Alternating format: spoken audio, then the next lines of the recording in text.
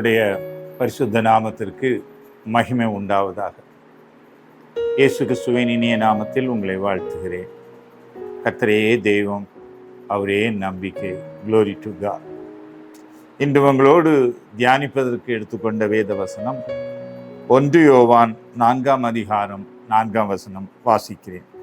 பிள்ளைகளே, நீங்கள் தேவனால் இருந்து அவைகளை ஜெயித்தீர்கள். ஏனெனில் உலகத்தில் இருக்கிறவனிலும் உங்களில் இருக்கிறவர் பெரியவர். பிரியமானவர்களே, தேவ ஜனமாகிய நாம், கர்த்தருடைய வசனத்தை கேட்டுக்கொண்டிருக்கிற நாம், நம்மில் இருக்கிறவர் பெரியவர். அவர் ஜீவனுள்ள தேவன், அவர் பரிசுத்தர், அவர் நம்மை ரட்சிக்கிறவர், ரட்சித்தவர், நம்மை நியாயம் தீர்க்கிறவர், நம்மை பரலோகத்திற்கு அழைத்து செல்கிறவர். அவர்தான் நம்மிடத்தில் இருக்கிறார். தேவனை சாராதவர்கள், தேவனை அறியாதவர்கள், பாவம் செய்கிறவர்கள், பாவத்தில் இருக்கிறவர்கள், அவர்களிடத்தில் இருப்பது பொல்லாங்கன். அவன் இந்த உலகத்தின் அதிபதி, அவன் உலகத்தில் இருக்கிறவன். அவன் திருடவும் கொல்லவும் அழிக்கவும் வருகிறானே அன்றி வேறொன்றுக்கும் வரவில்லை என்று சொல்லி யோவான் 10 அதிகாரம் 9 சொல்லுகிறது. 10 சொல்லுகிறது, நானோ அவர்களுக்கு ஜீவன் கொடுக்கவும் பரிபூர்ணப்படுத்தவும் வந்தேன். நமக்கு ஜீவன் கொடுத்து நம்மை ஆசீர்வதிக்கிறவர், நமக்கு ஜீவன் கொடுத்து நம்மை பலன் கொடுக்க வைக்கிறவர், நமக்கு ஜீவன் கொடுத்து நம்மை ஆசீர்வாதமாய் வைத்திருக்கிறவர், அநேருக்கு ஆசீர்வாதமாய் நம்மை ஆசீர்வதிக்கிறவர், நம் மூலமாக அநேகரை ஆசீர்வாதத்திற்கு காரணமாய், நம் மூலமாய் அவர்கள் ரட்சிக்கப்படுவதற்கு காரணமாய் செய்கிறவர், நம்மில் இருக்கிறவர் பெரியவர். அவர்தான் இயேசு கிறிஸ்து. இந்த உலகத்தில் இருக்கிறவன் யார் என்று சொன்னால், ஆதியிலே பொய் சொன்னவன், பொய்க்கு பிதாவாய் இருக்கிறவன். அவன் பொய் சொல்லிக்கொண்டே இருப்பான். அவன் திருடவும் கொல்லவும் அழிக்கிறவனும், மனிதனுடைய வாழ்க்கையை அழித்து நிர்மூலமாக்குகிறவன், மனிதனுடைய சமாதானத்தையும் சந்தோஷத்தையும் அழித்து நிர்மூலமாக்குகிறவன், நம்முடைய ஜீவனை அழிக்கிறவன். ஆனால் நம்மில் இருக்கிறவர் அவனுடைய கிரியைகளை அழிப்பதற்கு தேவகுமாரனாகிய இயேசு இந்த உலகத்திற்கு வந்தார். அவர் தான் நம்மில் இருக்கிறார்.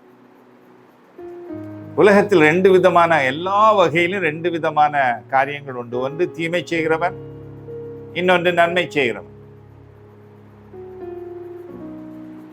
ஒருவன் கர்த்தரை அறியாதவன், ஒருவன் கர்த்தரை அறிந்தவன். இப்படி 2 காரியங்கள் தான் இருக்கிறது. எல்லா வகையிலும் நன்மை செய்கிறவன், நன்மை செய்யாதவன், குடிக்கிறவன், குடிக்காதவன், பிசாசுக்கு அடிமையா இருக்கிறவன், அடிமை இல்லாதவன். நம்மிடத்தில் இருக்கிறவர் பெரியவர். அவர் உலகத்தை ஜெயித்தவர், பிசாசின் கிரியைகளை அழித்தவர். அந்த நிச்சயம் நமக்குள் இருக்க வேண்டும். அவர் வானத்தையும் பூமியும் படைத்த தேவன் நமக்குள் இருக்கிறார். அவர் சொல்ல ஆகும், கட்டளையிட நிற்கும்.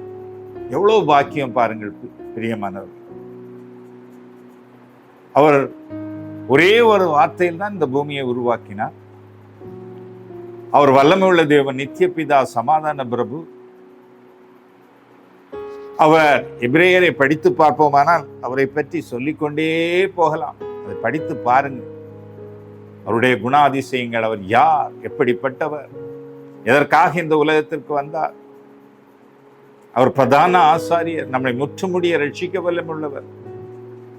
1 தீமோத்தேயு 6 அதிகாரம் 15 எவ்விதமாக சொல்லுகிறது, அவரே நித்தியானந்தம் உள்ளவர், ஏக சக்கராதிபதி, ராஜாதி ராஜா, கர்த்தாதி கர்த்தா, ஒருவராய் சாவாமை உள்ளவர், சேரக்கூடாத ஒளியில் வாசம் செய்கிறவர், கண்டிராத மனுஷர் ஒருவராலும் கண்டிராதவர், காணக்கூடாதவர், சகல கனத்திற்கும் மகிமைக்கும் உரியவர்.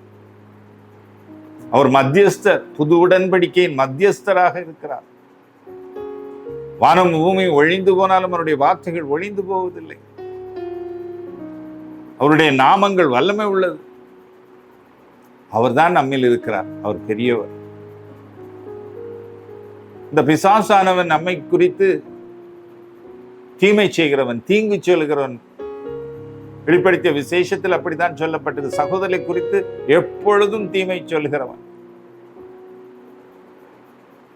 ஆதியிலே இஸ்ரவேல் ஜனங்களுடைய பிள்ளைகளை அழித்தவன்.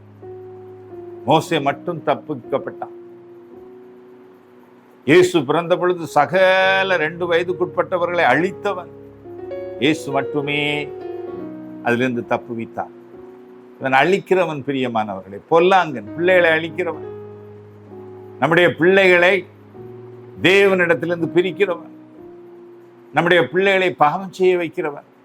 ஆகவேதான் இயேசு சொன்னார், அவர் கல்வாரி சிலுவையை சுமந்து கொண்டு போகும் பொழுது சொன்னார், உங்களுக்காக உங்களுடைய பிள்ளைகளுக்காக அழுங்கள் என்று சொல்லி. ஆனால் நம்மிடத்தில் இருக்கிறவரோ நம்மை ரட்சிக்கிறவர், நம்முடைய பாவங்களை சுமந்தவர். கல்வாரியிலே வேத வார்த்தையில் 1 கொரிந்தியர் 15ஆம் அதிகாரம் 3ஆம் வசனத்திலே சொல்லப்பட்டிருக்கிறது, வேத வாக்கியங்களின்படி நமது பாவங்களுக்காக மரித்து, 1 கொரிந்தியர் 15ஆம் அதிகாரம் 4 அடக்கம் பண்ணப்பட்டு வேத வாக்கியங்களின்படி 3ஆம் நாளில் உயிர்த்தெழுந்தவர். வல்லமை உள்ள தேவன்.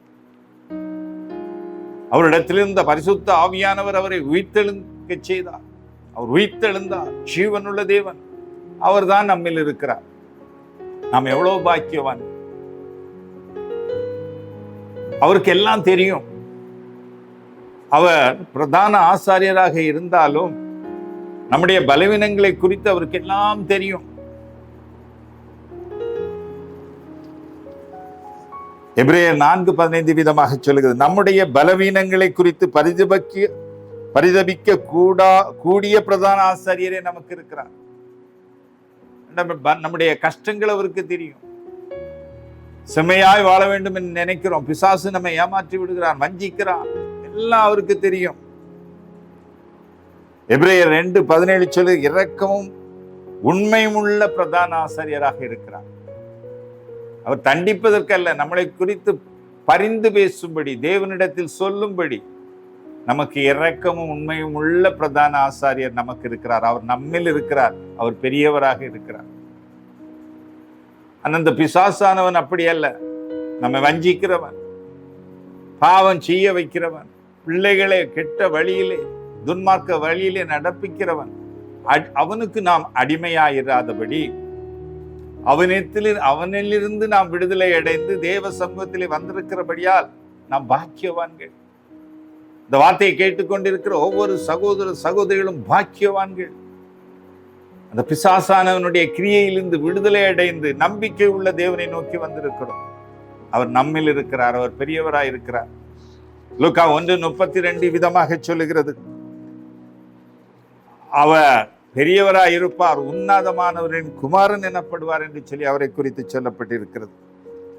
சங்கீதம் 96:4 அவர் சோத்தரிக்கப்படத்தக்கவர், பெரியவர், எல்லா தேவர்களிலும் பயப்படத்தக்கவர் என்று சொல்லி அவரை குறித்து சொல்லப்பட்டிருக்கிறது. சங்கீதம் 104:1 என் ஆத்துமாவே கர்த்தரை ஸ்தோத்திரி, என் தேவனாகிய கர்த்தாவே நீர் மிகவும் பெரியவராயிருக்கிறீர், மகிமையையும் மகத்துவத்தையும் அணிந்து கொண்டிருக்கிறீர். எவ்வளவு மகிமையும் மகத்துவம் தான் அவருடைய ஆடை. சங்கீதம் 104:2 சொல்கிறது, ஒளியை வஸ்திரமாக அவர் தரித்திருக்கிறார்.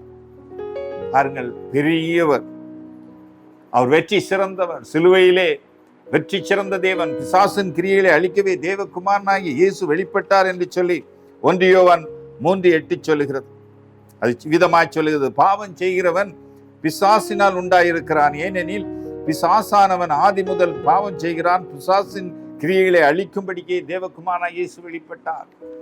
நம்மிடத்தில் செய்யப்படுகிற ஒவ்வொரு கிரியைகளையும் அவர் அழித்து போடுவார். பிசாசானவன் செய்கிற ஒவ்வொரு தந்திரங்களும், நம்மை இழுத்து தள்ளுகிற ஒவ்வொரு அவனுடைய கிரியைகளையும் தேவன் அழித்து தள்ளுவார். வறுமை, பட்டினி, குறைவு, பிரிவு, சஞ்சலம், தவிப்பு எல்லாம் அவனுடைய கிரியைகள். அதை அழிக்கவே தேவகுமாரனாகிய இயேசு வெளிப்பட்டார். பிரியமானவர்களே, அவர் 1 கொரிந்தியர் 15:57 விதமாக சொல்லுது, கர்த்தராகிய இயேசு கிறிஸ்துவினாலே நமக்கு ஜெயம் கொடுக்கிற தேவனுக்கு ஸ்தோத்திரம். நம்மிடத்தில் இருக்கிறவர் மிக பெரியவர். அவர் ஜெயம் கொடுக்கிற தேவன். அவர் வெற்றி சிறந்தவர். அவர் நம்மை நியாய்ந்து இருக்கிறவர். 1000 வருஷம் அரசாட்சி செய்ய போகிற வல்லமை உள்ள தேவன் நம்மிடத்தில் இருக்கிறார். நாம் யாரிடத்தில் வந்து சேர்ந்தோம்? இவ்வளவு வல்லமுள்ள தேவனிடத்தில் வந்து சேர்ந்தோம். அவர் நம்மிடத்தில் பெரியவராய் இருக்கிறார், நம்மிடத்தில் இருக்கிறார். அவர் உலகத்தில் உள்ளவனை, அவனுடைய கிரியைகளை அழித்து நம்மை பரிசுத்தமாக நடத்துவார். அவர் பரிசுத்தம் உள்ள தேவன். 1 கொரிந்தியர் 1:15-16 வசனங்கள் சொல்லுகிறது, நான் பரிசுத்த, ஆகவே உங்கள் நடக்கைகள் எல்லாவற்றிலும் பரிசுத்தராயிருங்கள். அவர் பரிசுத்தர். நம்மை பரிசுத்தப்படுத்திக் கொள்ள வேண்டும். பிரியமானவர்களே, அவர் நம்மில் இருக்கிறபடியினாலே இந்த வாழ்க்கையில் அவர் என்ன செய்வார் என்றால் குறைவுகளை மாற்றுகிற தேவன். யோவான் 2:1-11 வசனங்களை படித்து பார்ப்பீர்களானால், கானான் ஊரிலே அவர் குறைவுகளை மாற்றினார். அவர் ஆசீர்வதிக்கிற தேவன். ஆதியாகமம் 28:17 ஆபிரகாமை ஆசீர்வதித்தார். உன்னை ஆசீர்வதிக்கவே ஆசீர்வதிப்பேன், உன்னை வானத்தின் நட்சத்திரங்களைப் போல பெருக பண்ணுவேன் என்று சொல்லி ஆசீர்வதித்த தேவன். அவர் குணமாக்குகிற தேவன். மத்தேயு 8:16 அவரிடத்தில் வந்த ஒவ்வொருவரையும் குணமாக்கினார். அவர் அதிசயங்களை செய்கிற தேவன். மத்தேயு 17:27 மீன் வாயிலிருந்து வெள்ளிக்காசை எடுத்து அவர் வரி செலுத்தி அற்புதத்தை செய்தார். இயற்கையை அவர் அதட்டி காற்றையும் கடலையும் அமைதலாயிருக்கும்படி செய்தவர். மத்தேயு 8:23-26 பார்த்தால் நமக்கு தெரியும். பிரியமானவர்களே, இப்படிப்பட்ட தேவன் நமக்குள் இருக்கிறார். அவர் பெரியவராய் இருக்கிறார். ஆகவே நம்முடைய வாழ்க்கையை அவரிடத்தில் ஒப்பு கொடுப்போம். அவரை நம்பி வந்த நம்மை அவர் ஆசீர்வதிப்பார். நம்முடைய தேவைகளை சந்திப்பார். நம்முடைய பிள்ளைகளை ஆசீர்வதிப்பார். உங்களுடைய குறைவுகளை மாற்றுவார். பிசாசு உங்களை எத்திக்க ஏமாற்ற விடாதபடி கர்த்தர் உங்களுக்கு இந்த கிரியை செய்வார். அவரை நாம் தேடி வந்திருக்கிறோம். அவரை நம்பி வந்திருக்கிறோம். அவருடைய வசனத்தை கேட்கிறோம். அவர் நம்மிலிருந்து கிரியை செய்வார். அவர் பெரியவராய் இருக்கிறார் உங்களிடத்தில். அவர் தோற்று போனவர் அல்ல, வெற்றி சிறந்த தெய்வம். உங்களுக்கு வெற்றியை தருவார். உங்களை வெற்றி சிறக்க செய்வார். உங்களை பரிசுத்தப்படுத்துவார். உங்களை ஆசீர்வதிப்பார். உங்கள் குறைவுகளை மாற்றுவார். உங்களை நிறைவாக்குவார். நாம் செபிப்போம்.